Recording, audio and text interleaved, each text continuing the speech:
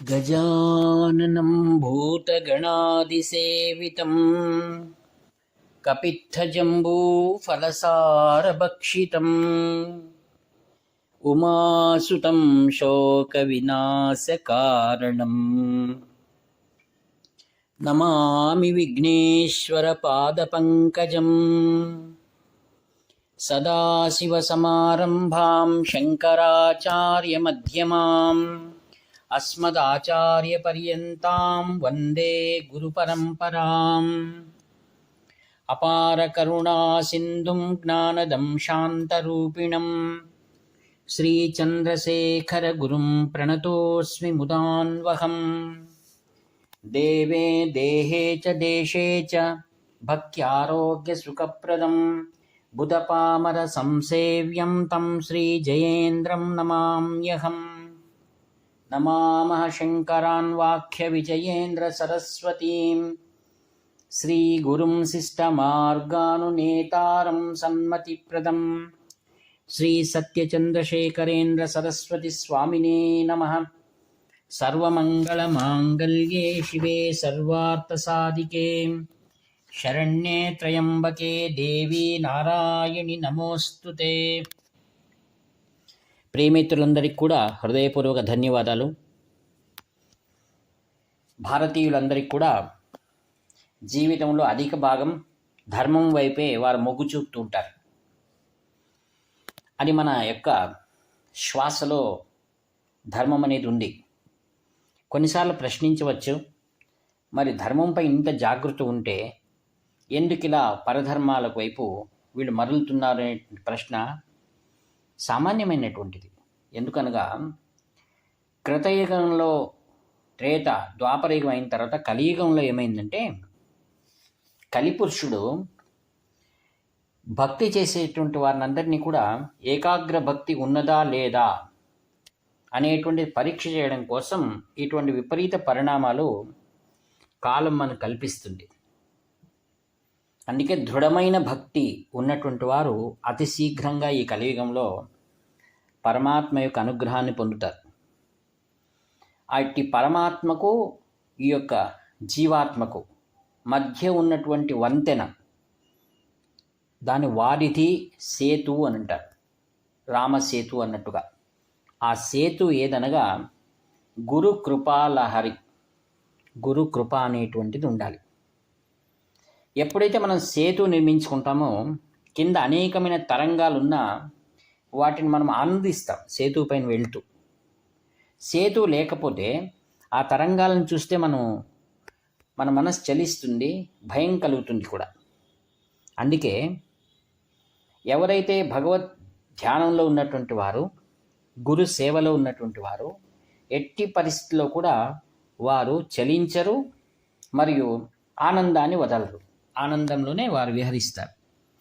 ఇంకా చక్కటి ఉదాహరణ చెప్పాలి అంటే, పడవ ప్రయాణం చేసేటువంటి వాడు మంచి నడిపేటువంటి వాడు ఉన్నాడు అనుకోండి పడవను, మనం వాడు చిన్నవాడైనా సరే మనం హాయిగా పడవలో కూర్చొని ఆ నమ్మకం అతనికి మనకు ఆయన పైన చక్కగా అటువైపు దరి చేరుస్తాడని. అందుకే అక్కడ వయసు ప్రాధాన్యం కాదు, ఆ యొక్క వారి వృత్తి అది, ఎవరిది, పడవ నడిపేటువంటి వాడిది. అలానే కాంచి కామకోటి పీఠంలో 71 పీఠాధిపతుల వారు కూడా వారి యొక్క నైజం ఏమనగా, తనను ఆశ్రయించి వచ్చిన వారిని అందరినీ కూడా వారు ఎల్లప్పుడూ కూడా సకల వేళలా మన గమ్యాన్ని చేరుస్తారు. ఆత్మీయులారా, ఆ యొక్క గమ్యం చేరడం కూడా ఆనందంగా మనం సంచారం చేస్తాం. అందుకే పడవలో కూర్చునేంత వరకు మన సాధనలు ఉంటాయి. అంటే మన దగ్గర డబ్బు సేకరించుకోవడం, ఆ నది వరకు వెళ్ళడం. మనం వెళ్ళగానే అక్కడ నది నడిపించడానికి ఒక పడవ అనేటువంటి వాడు ఉంటాడు, దరి చేర్చేవాడు. అందుకే ఈ సంసారం అనేటువంటి సాగరంలో మనం దాటాలి అంటే ఉపాయం మనకు ఒక నావ కావాలి, ఒక సేతు కావాలి. ఇవన్నీ మనకు పురాణాల్లో, రామాయణంలో మనకు కనిపిస్తుంది. శ్రీమద్ రామాయణంలో శ్రీరామచంద్రుల వారు, సీతమ్మ, లక్ష్మణుడు వారు మరి ఒక ప్రదేశానికి వెళ్ళవాలన్నప్పుడు తమ తండ్రి దగ్గర స్నేహంతో ఉన్నటువంటి గుహుడిని ఆయన సహాయం అభ్యర్థిస్తాడు. అలానే చివరిలో సీత అపహరణమైన తర్వాత రావణునిపై దండయాత్ర చేయాలన్నప్పుడు కపిశ్రేష్ఠులలో ముఖ్యమైన నలుడు నీలుడు ఎవరైతే ఉన్నారో వాళ్ళు శాపగ్రస్తులు. ఋషుల వల్ల వారికి శాపం కలిగింది. వారు ఎటువంటి వస్తువులు వేసినా నీటిలో తేలుతాయని. వారి శాపము రామకార్యానికి ఉపయోగపడింది. మనం అనుకుంటాం మనం శాపగ్రస్తులు ఉన్నాము అని. ఎటువంటి చింత అవసరం లేదు. ఎట్టి శాపగ్రస్తులైనా, ఎట్టి కర్మల వలన వంచితులైనా సరే భగవంతుడు మనల్ని, ఆ గురువు మనల్ని ఎలా ఈ యొక్క భగవత్ కార్యంలో వినియోగించాలి, మరియు మన యొక్క శాప విమోచనం కలిగించాలి, మరియు గొప్పదైన కీర్తిని మనకు ఆయన అనుగ్రహిస్తాడు. అందుకే నల నీల చరిత్రలో రామాయణంలో బాగా మిగిలిపోయారు. ఒకసారి కపి చేష్టలు కదా, వారందరూ ఏం చేస్తారంటే కింద అక్కడ ఋషులు తపస్సు చేసుకుంటూ ఉంటే వారికి అందరికి కూడా అంతరాయం కలిగిస్తుంటారు. అది కపి చేష్టలు. అప్పుడు మహర్షులు మా తపస్సు అంతరాయం కలుగుతుంది కదా అని వారు ఏం చేస్తారు, జలంలో దాక్కుంటారు. జలంలో దాక్కున్న వీరు వదలరు. మరి అక్కడి నుంచి పైనుంచి అనేకమైన శిలలు వాళ్ళపైన వేస్తూ ఉంటే అందులో ఒక ఋషి వారికి శాపం ఇస్తాడు. మీరు ఎవరైతే ఇలా వేశారో మీరు వేసినటువంటి వస్తువులు నీటిలో తేలుగాక అని వారిని శపించలేదు. ఎందుకంటే శపిస్తే వారికి దివ్య దృష్టి ద్వారా తెలుసు వీరందరూ కూడా ముందు శ్రీరాముడు వారికి నమ్మిన బంటులుగా ఉంటారని. అందుకే కేవలం దాని సులభంగా మీరు వేసే వస్తువులు నీటిలో తేలుగాక అని. అలానే మనం కశ్వాపురం అని ఇక్కడ గుంతకల్ దగ్గర ఉందండి. అక్కడ ఆంజనేయ స్వామి దేవస్థానం ఉంది. ఆంజనేయ స్వామి వెనకల ఒక గాజు మందిరం మాదిరి చేశారు. దాంట్లో నీటిలో ఇటువంటి శిలలను తేలుతున్నాయి. అందుకే చూపిస్తారు ఇవి నీటిలో తేలేటువంటివి రాళ్ళు అని. అందుకే భారతదేశంలో ఏముందంటే ఇతర ధర్మాల వారు ఏదో ఒక్క మహిమ చెప్తే ఇక్కడ సనాతనమైనటువంటి మన హైందవ ధర్మం, వేద ధర్మంలో ప్రతి ఒక్కరు కూడా సాధనలోనే మునిగి ఉండేవారు.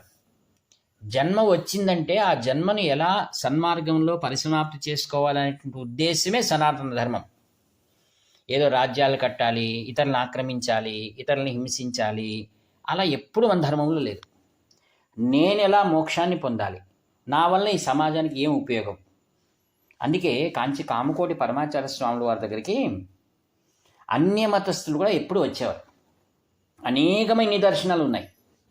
వారందరూ మహాస్వామి వారంటే సాక్షాత్ ఒక దైవమే అని భావించారు. అందుకే ఆయన సిద్ధి పొందినప్పుడు దాదాపుగా 10 కిలోమీటర్ల వరకు కూడా ఆ యొక్క వాహనాలన్నీ ఆపేశారు. జన సందర్శనానికే ఎన్నో గంటలు పట్టింది. అంటే అన్ని మతస్థులు అందరూ కూడా వచ్చారు. అక్కడ బౌద్ధులు వచ్చారు, జైన్లు వచ్చారు, ఇస్లాం వారు వచ్చారు, మరియు క్రిస్టియన్లు వచ్చారు, నర్సులు వచ్చారు, ప్రజాపిత బ్రహ్మకుమారి వాళ్ళు వచ్చారు. వీరు వారనేమండి సర్వ మానవాళికి ఒక వెలుగు అని ఆయన్ను చివరి దర్శనం కోసం వచ్చారు. ఈ విధంగా ఒక మహాపురుషుడు బాల్యం నుండినే సాధనలో మొదలుపెట్టినటువంటి వారు.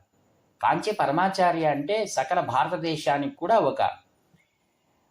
ఒక ఉదాహరణ. ఆయన ఏ మోడల్. రాములు వారు ఎలా రామో విగ్రహవాన్ ధర్మ అన్నట్టుగా ఆయన ప్రతి అణువు, ప్రతి క్షణము, ప్రతి కదలిక ఆయన ఆచార విచారాల్లో ధర్మం యొక్క విచారాన్ని ఆయన ప్రతిష్ఠ చేశారు. ఆది శంకర్లు వాంగ్మయముల ద్వారా అనేక మందిని ఆయన వాదం పట్టిమలతో వారిని పరాజయం చేసి అటువంటి ఓడిన వారిని అందరినీ కూడా తనతో శిష్యులుగా మార్చుకున్నదే ఆయన. అయితే ఈయన ఎవరిని కూడా పరాజయం చేయలేదు. ఇది ఆశ్చర్యం.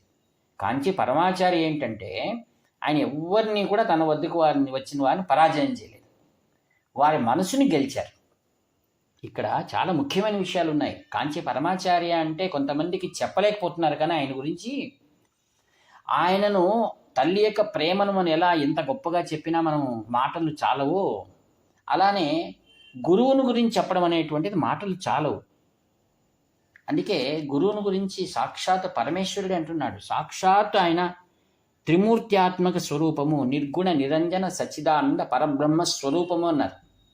అందుకే ఋషులు వారిని కీర్తిస్తారు, గురు పరబ్రహ్మ శక్తిని. అందుకే ప్రతి ఒక్కరూ కూడా మొట్టమొదటిగా మనం వినాయకుడిని, తదనంతరం గురువును మనం ధ్యానించి తీరాలి.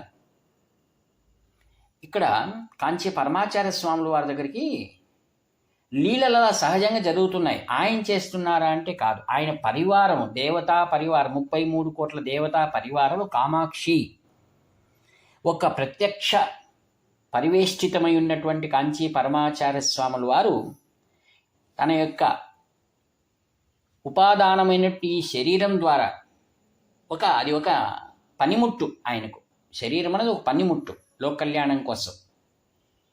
ఆ విధంగా ఆయన లోక కళ్యాణం చేశారు. అందుకే ఆయన ఏది కూడా తనది అని ఆయన ఎప్పుడూ కూడా నేను చేశాను అనే మాటనే లేదు. ఎందుకంటే ఆయన ప్రత్యక్షంగా తెలిసి ఇవన్నీ జరుగుతున్నవన్నీ లీలా నాటక సూత్రధారి అయినటువంటి మహావిష్ణువు జరిపిస్తున్నారు. ఎందుకంటే వారు నిరంతరం నారాయణ స్మరణ చేస్తారు. నారాయణ నారాయణ నారాయణ. ఒకసారి కాంచి పరమాచార్య స్వాముల వారు శ్రీమఠంలో ఉన్నప్పుడు ఒక భక్తుడు వచ్చాడు. ఆయన వచ్చి శ్రీవారి ముందు కూర్చున్నారు. వచ్చి ఆయన ఒక పండ్లు అన్ని బుట్టలు తీసుకొచ్చాడు. చాలా పేదవాడుగా కనిపిస్తున్నాడు. చూస్తున్నట్టు మనకు అనిపిస్తుంది ఆయన చాలా పేదవాడు పాపం. చిరిగినటువంటి వస్త్రాలు, అలా ధోవతి కట్టుకున్నాడు. సాంప్రదాయ దుస్తులతో వచ్చాడు. శ్రీ పెరియవా ముందు కూర్చొని పెరియవా పెరియవా అంటున్నాడు. స్వామిలో వినిపించుకోవటం లేదు. వచ్చిన వారందరూ వస్తున్నారు, దండం పెడుతున్నారు. ఈయన మాత్రం మౌనం కూర్చొని పెరియవా పెరియవా అని మెల్లిగా అంటున్నాడు. శ్రీవారు అప్పుడు అడిగారు, ఏమి ముందు పళ్ళెంలో ఏముంది అని అడిగారు. స్వామి, చిన్న దక్షిణ తెచ్చాను, మీరు స్వీకరించండి అన్నాడు. అందులో ఏముంది తెలుసా? ఎలా తెచ్చావు, ఎక్కడి నుంచి తెచ్చావు అని అడిగారు. నువ్వేం చేస్తుంటావని. నేను యాదవుని స్వామి అన్నాడు, గొల్లవాణ్ణి అన్నాడు. చూడండి, ఆయన గోవులను రక్షించేవాడు. మన దేశంలో యాదవులు అంటే చాలా గొప్పవారండి వారు. అందుకే కర్ణాటకలో ఆ యొక్క మైసూర్ చామరాజు ఒడియర్ ఉన్నారు కదా, వాళ్ళు యదువంశం వారు. అందుకే యాదవులు అంటే చాలా గౌరవం, గొప్పవారు వారు. ఎందుకంటే ప్రతినిత్యం కూడా గోవును స్పర్శ చేస్తారు. ఆత్మీయులారా గుర్తుంచుకోండి, కొంతమంది జన్మతో పుణ్యం చేసుకుని ఉంటారు.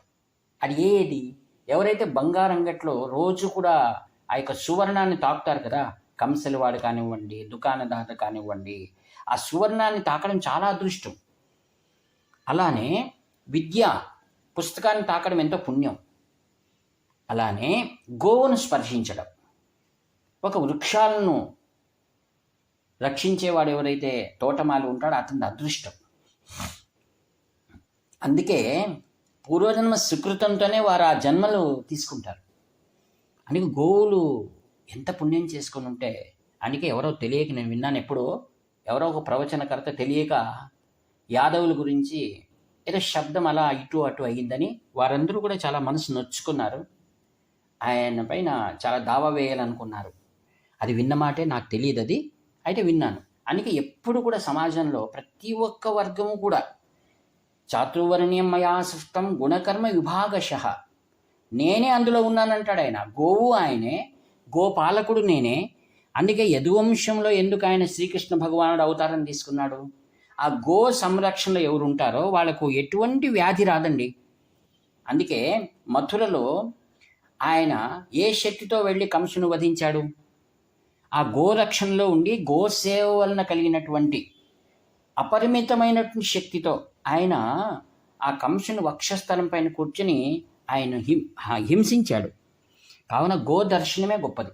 ఆత్మీయులారా, ఎప్పటికి కూడా మాట చాలా చక్కగా ఉండాలి. ఎవరిని నొప్పించకూడదు. మనం అందరూ భగవద్ అంశమైనది జ్ఞాపకం పెట్టుకోవాలి. ఈ యొక్క వచ్చిన వ్యక్తి ఎంత వినయం అండి.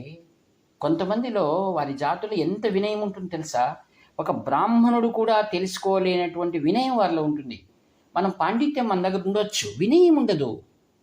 అందుకే భగవద్గీత స్పష్టంగా చెప్తా ఉంది,